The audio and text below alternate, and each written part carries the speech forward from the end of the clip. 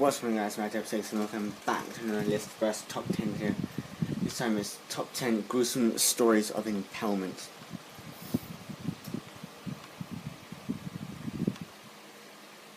Number 10, Phineas Gage.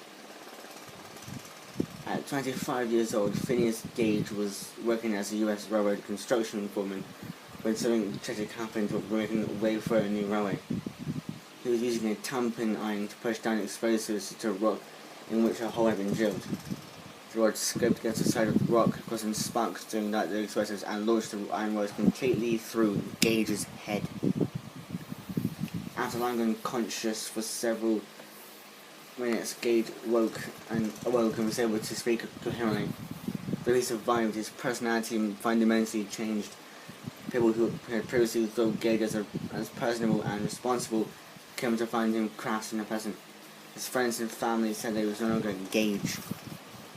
It's difficult to say exactly how profound these changes were because we know little about what Gage was like before the accident. There are also different opinions in the scientific community of how long these personality changes lasted. The case of Phineas Gage has been studied for many years by neuroscientists trying to more fully grasp the intricacies of the brain and all its functions. Gage died 12 years after his accident. His skull and the pipe that impelled him are held at the Warren Anatomical Museum at Harvard Medical School. Number 9, unnamed woman. In Saran District in Bihar, a 17-year-old girl fell from a roof of a building that was under construction and landed on 3 iron rods attached to a cement pillar. All 3 rods went straight to the young woman's lower torso and remained there for another 10 to 12 hours. Emergency services had to cut the bars from the building's foundation while supporting the girl to prevent them from moving her further. The girl was detached from the cement pillar and rushed to the Reuben Hospital where she was operated on for 5 hours. Amazingly, the bars missed every major organ. The girl survived the surgery and spent some time in the hospital recovering. Number 8, Li Jian. Li Jian, a 37-year-old builder working in China, was trying to enter his apartment when he realized that he must have left his keys inside. Instead of going to the locksmith, he climbed up the side of his apartment building to his balcony, but he slipped and fell 15 meters, in brackets 50 foot. After landing on the lamppost that pierced him to the shoulder, he was suspended in the air. Firefighters had to cut the lamppost and transport it with impossible. It took 3 hours to remove the pole, but it somehow managed to miss all of Li Jian's essential organs. His injuries could have been far worse had the pole not prevented him from slamming into the concrete. Doctors say that Li Jian was likely to make a full recovery.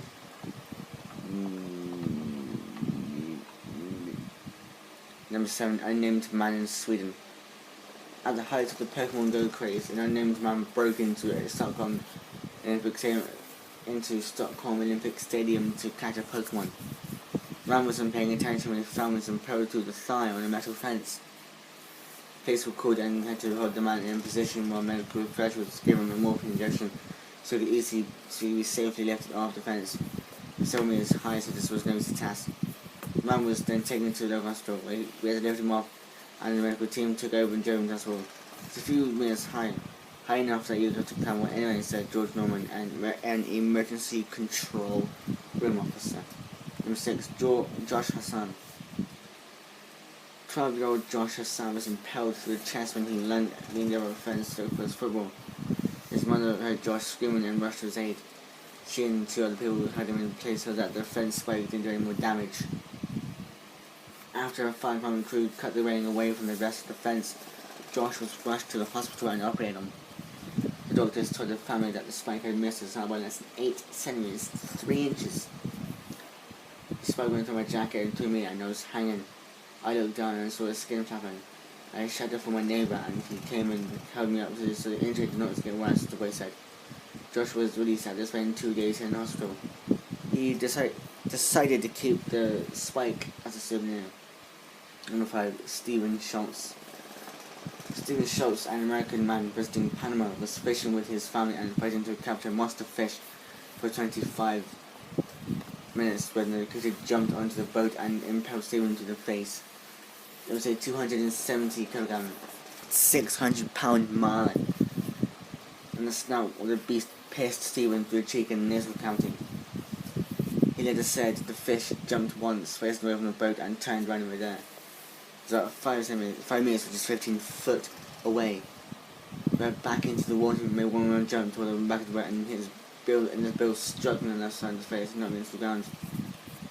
Stephen was rushed to the hospital and managed to escape the incident with only minor injuries and surprisingly no scars. The entire event was captured on video by Stephen's sister, who said, "I wasn't too sure what happens when you go deep sea fishing. I wasn't sure if they were supposed to be up close. So I was like, I guess on film. Then it was in a boat. Before I could react, it was like us. So I just kept running." After impaling Stephen, the Marlin escaped back to the sea. Number 4. Lucia Perez. 16-year-old Lucia Perez had just finished school when she was abducted by a gang.